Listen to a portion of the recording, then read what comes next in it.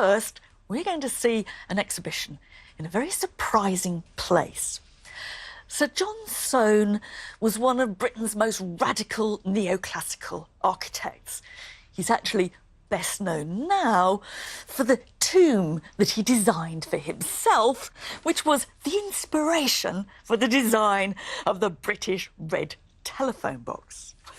But he was also an unstoppable collector, and he filled his house in Lincoln's Inn Field with a complete conglomeration of stuff.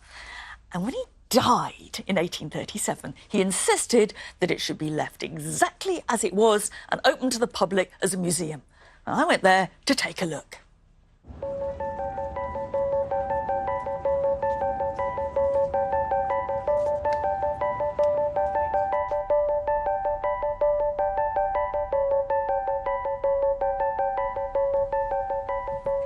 When you walk into Soane's house, the first impression is one of utter chaos. It's an Aladdin's cave full of real antiquities, copies of all sorts. They're all rubbing shoulders, and there's hardly a museum label to be seen. Soane was, to put it kindly, a bit of a one-off. But he was also part of a long and rich tradition in which modern writers and artists have represented the ancient world to the modern in all kinds of different, creative and popular ways. We're most familiar with that from the tradition of film, from the extraordinary reimagination of the glories of ancient Egypt in Cleopatra, to the recreation of the brutalities of the Colosseum in Gladiator.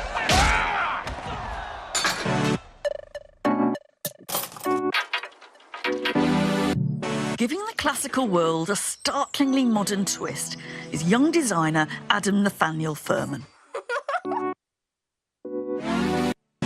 His digitally created and 3D printed city colourfully reimagines the architecture of Rome and is currently residing in John Soane's kitchen.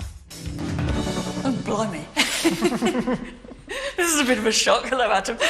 Some people might come in here and say this was all pretty kitsch. What would you say to that? Absolutely, it is. I was in Rome for 6 months, and I went on these epic long walks, during which I saw countless, endless amounts of architecture from every century going back 2,000 years, and at the end of the day would turn them into capriccios, which are little intuitive drawings. They're not actually what I saw, but they're sort of imaginative combinations of everything I saw during the day. But then at the same time, I'd be doing quite complicated and detailed architectural designs based upon one building or one story that I discovered during the day. And these would then come together and become one of these ceramic objects.